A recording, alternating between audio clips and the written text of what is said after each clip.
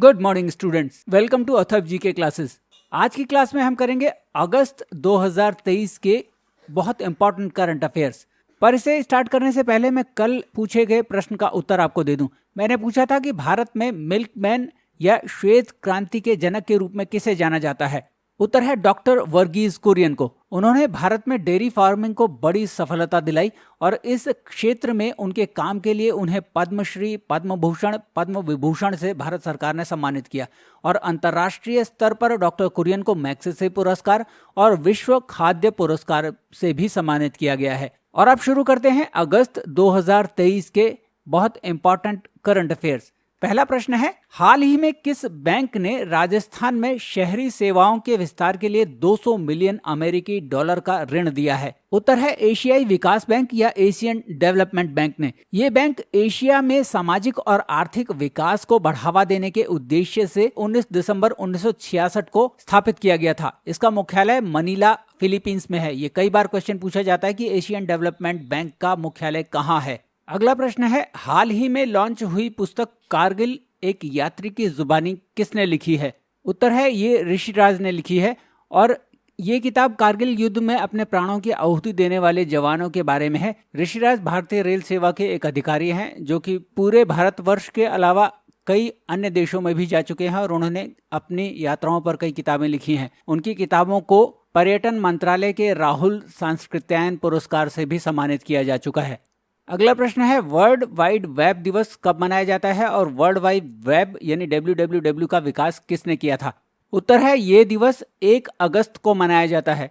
World wide web को एक British computer वैज्ञानिक टिम बर्नर्स ने विकसित किया था और इसे इंटरनेट की शुरुआत का प्रतीक माना गया है। अगला प्रश्न है, हाल ही में लॉन्च किए गए माइंस का पता लगाने वाले भारत के पहले स्वदेशी autonomous under water vehicle AUV का नाम क्या है। उत्तर है नीराक्षी, जिसका अर्थ है पानी में आंखें। इसका निर्माण रक्षा मंत्रालय के तहत सार्वजनिक क्षेत्र के उपक्रम garden reach ship builders and engineers limited द्वारा किया गया है।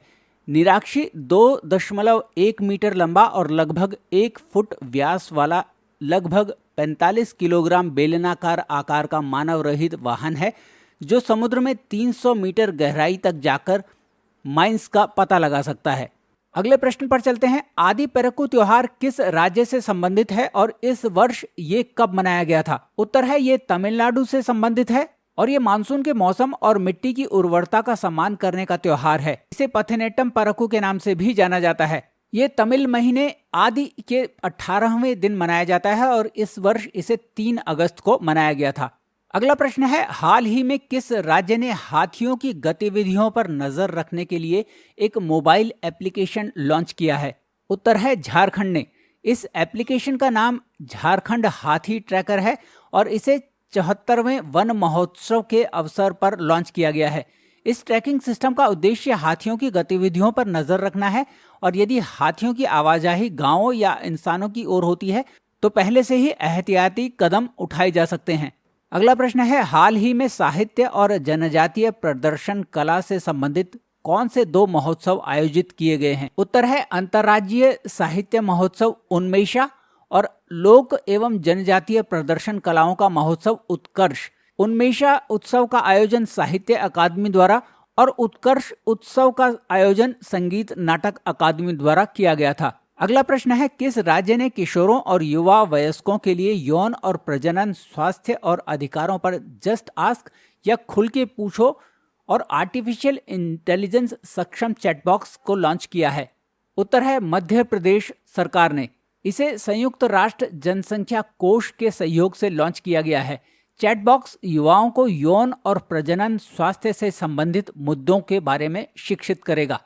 अगला प्रश्न है, हाल ही में किस भारतीय कंपनी ने ऑस्ट्रेलिया में नवीकरणीय ऊर्जा और डीकार्बोनाइजेशन उपकरण के निर्माण के लिए ब्रॉकफील्ड एसेट मैनेजमेंट के साथ समझौता ज्ञापन पर हस्ताक्षर किए हैं। उत्तर है रिलायंस इंडस्ट्रीज लिमिटेड ने।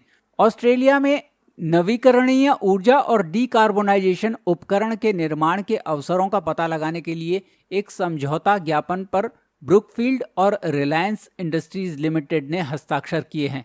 अगला प्रश्न है, हाल ही में भारतीय राष्ट्रीय राजमार्ग प्राधिकरण द्वारा राष्ट्रीय राजमार्ग उपयोगकर्ताओं के लिए कौन सा मोबाइल ऐप लॉन्च किया गया है? उत्तर है राजमार्ग यात्रा ऐप। ये ऐप राष्ट्रीय राजमार्ग उपयोगकर्ताओं के लिए व्यापक जानकारी और कुशल शिकायत निवारण प्रदान करेगा, जिससे यात्रा सुरक्षित और अधिक सुविधाजनक हो जाएगी। अगला प्रश्न है, हाल ही में राष्ट्रीय मूल्यांकन एवं प्रत्यायन परिषद NAAC का निदेशक के रूप में किसे नियुक्त किया गया है? उत्तर है गणेशन कन्नाबिरन को। राष्ट्रीय मूल्यांकन एवं प्रत्यायन परिषद NAAC भारत में एक सरकारी संगठन है जो उच्च शिक्षा संस्थानों का मूल्यांकन करता है और उन्हें मान्यता देता है। NAAC की स्थापना 1994 में शिक्षा की गुणवत्ता में गिरावट के मुद्दों के समाधान के लिए की गई थी।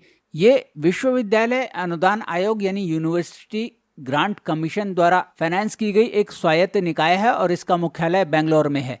अगला प्रश्न है, किस संगठन ने नाग, ATGM और हेलिना ध्रुवास्त्र विकसित किया है, जिनका उपयोग भारतीय सेना और भारतीय वायुसेना द्वारा किया जाएगा? उत्तर है इन दोनों हथियारों को रक्षा अनुसंधान विकास संगठन यानी DRDO ने विकसित किया है और इनका निर्माण भारतीय डायनेमिक्स लिमिटेड द्वारा किया गया है। नाग ATGM एक एंटी टैंक गाइडेड मिसाइल है और हेलिना एक हेलीकॉप्टर लॉन्च नाग मिसाइल है जिसका नाम ध्रुवास्त्र भी है। नाग AGM anti tank guided missile का इस्तेमाल भारतीय सेना द्वारा और हेलिना, जिसे ध्रुवास्त्र भी कहा जा रहा है, उसका प्रयोग भारतीय वायुसेना द्वारा किया जाना है। अगला प्रश्न है, हाल ही में किस राज्य ने अमृत वृक्ष आंदोलन ऐप लॉन्च किया है? उत्तर है असम ने। ये ऐप अमृत वृक्ष आंदोलन से संबंधित है, जो एक विशाल वृक्षारोपण अभियान है जिसका लक्ष्य पूरे असम में 1 करोड़ व्यावसायिक पौधे लगाना है, जो असम की हरित अर्थव्यवस्था को बढ़ावा देगा और जलवायु परिवर्तन के खिलाफ मदद करेगा और असम के किसानों की आय में भी वृद्धि करेगा।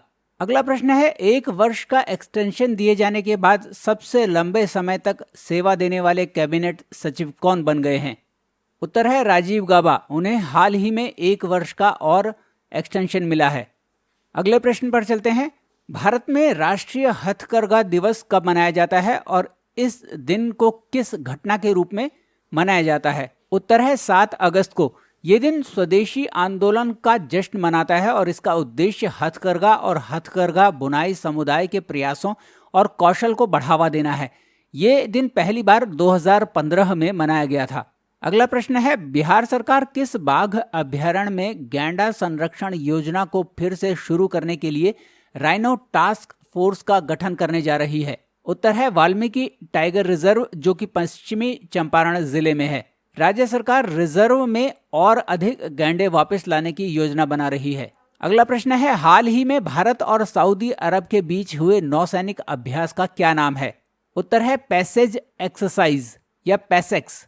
ये सऊदी अरब के जेद्दा में लाल सागर में आयोजित किया गया था। अगला प्रश्न है, हाल ही में वर्ल्ड यूनिवर्सिटी गेम 2023 कहां आयोजित हुए हैं?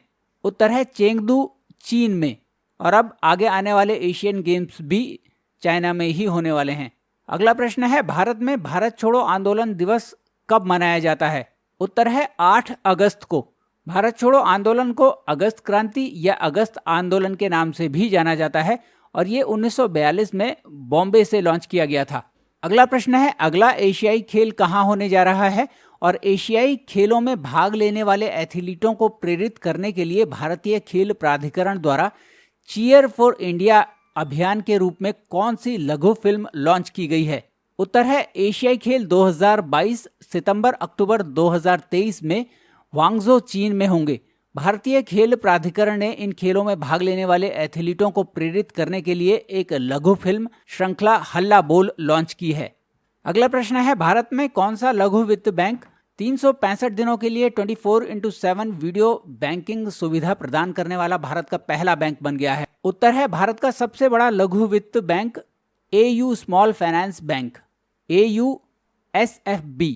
प्रधानमंत्री जन धन योजना के तहत मुफ्त में ये सुविधा देने वाला भारत का पहला बैंक बन गया है।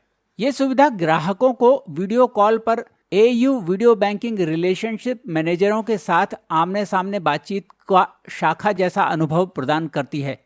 अगला प्रश्न है, हाल ही में किस बैंक के मुख्य कार्यकारी अधिकारी वित्तीय वर्ष 2022 2023 में सबसे अधिक वेतन पाने वाले बैंक सीईओ के रूप में उभरे हैं?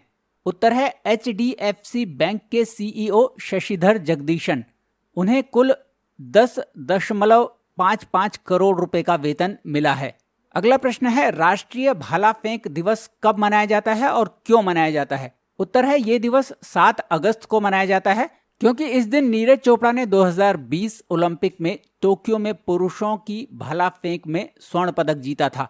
अगले प्रश्न पर चलते हैं। आदित्य सामंत हाल ही में क्यों खबरों में थे और वो किस खेल से जुड़े हुए हैं? उत्तर है, आदित्य सामंत हाल ही में भारत के 83वें ग्रैंड मास्टर बने हैं। ग्रैंड मास्टर विश्व शतरंज संगठन द्वारा शतरंज खिलाड़ियों को दी जाने वाली एक उपाधि है। ये किसी शतरंज खिलाड़ी द्वारा प्राप्त की जाने वाली सर्वोच्च उपाधियों में से एक है। भारत के पहले ग्रैंड मास्टर विश्वनाथन आनंद हैं। वो 5 बार विश्व चैंपियन रह चुके हैं और 1988 में ग्रैंड मास्टर बने। भारत के शतरंज के अन्य युवा खिलाड़ी हैं आर प्रज्ञानंद और जी गुकेश। अगला प्रश्न है, माया ऑपरेटिंग सिस्टम क्या है और किस मंत्रालय ने इसका उपयोग शुरू किया है? उत्तर है, माया ऑपरेटिंग सिस्टम एक घरेलू रूप से विकसित वैकल्पिक ऑपरेटिंग सिस्टम है और रक्षा मंत्रालय साइबर सुरक्षा को सुनिश्चित करने के लिए माइक्रोसॉफ्ट ऑपरेटिंग सिस्टम की जगह माया ऑपरेटिंग सिस्टम को बदलने जा रहा है। अगला प्रश्न है, कंबोडिया के इतिहास में पहली महिला संसद अध्यक्ष कौन बनने जा रही है? उत्तर है, खोन सैंडरी। कंबोडियन संसद में 2 सदन होते हैं, नेशनल असेंबली और सीनेट। नेशनल असेंबली निचला सदन होता है और सीनेट उच्च सदन। नेशनल असेंबली एक निर्वाचित निकाय है जिसमें 125 सदस्य होते हैं और इसका नेतृत्व प्रेसिडेंट करता है, जो अब खोन सैंडरी बनने जा रही हैं, और उच्च सदन में 62 सदस्य होते हैं। अगला प्रश्न है, विश्व शेर दिवस कब मनाया जाता है? उत्तर है, 10 अगस्त को। ये दिन शेरों के बारे में जागरूकता बढ़ाने के लिए मनाया जाता है। ये पहली बार 2013 में बिग कैट रेस्क्यू द्वारा मनाया गया था, जो शेरों को समर्पित दुनिया का सबसे बड़ा मान्यता प्राप्त अभयारण्य है। ये संगठन फ्लोरिडा, संयुक्त राज्य अमेरिका में स्थित है और ये शेरों और बिल्ली परिवार के अन्य जानवरों को बचाता है और उन्हें आश्रय देता है। अगला प्रश्न है, उस लड़की का नाम बताएं जिसने हाल ही में लद्दाख क्षेत्र में मारखा घाटी में 6000 मीटर से ऊंची 3 चोटियों को केवल 62.5 घंटों में सफलतापूर्वक चढ़ाई करके विश्व रिकॉर्ड बनाया है। उत्तर है, गुंजन पंकज प्रभु नरवेकर, जो गोवा से हैं।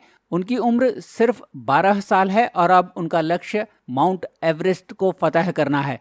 यहाँ मैं आपसे एक प्रश्न पूछना चाहूंगा कि भारत की किस महिला पर्वतारोही ने माउंट एवरेस्ट 2 बार फतह किया है? आप इसका जवाब मुझे कमेंट बॉक्स में लिखकर जरूर दें। तो स्टूडेंट्स, ये थे अगस्त के कुछ बहुत महत्वपूर्ण करंट अफेयर्स। ये इसका पहला भाग था और कुछ और बेहद इंपॉर्टेंट क्वेश्चन जो अगस्त के हैं करंट अफेयर्स के, वो मैं अगली वीडियो में कवर करूंगा। होप आपको ये वीडियो पसंद आया हो। अगर आपको ये वीडियो पसंद आया तो इसे लाइक और शेयर जरूर कीजिएगा और करंट अफेयर्स और जीके के लिए इस चैनल को जरूर सब्सक्राइब कीजिएगा। Thank you very much for watching this video.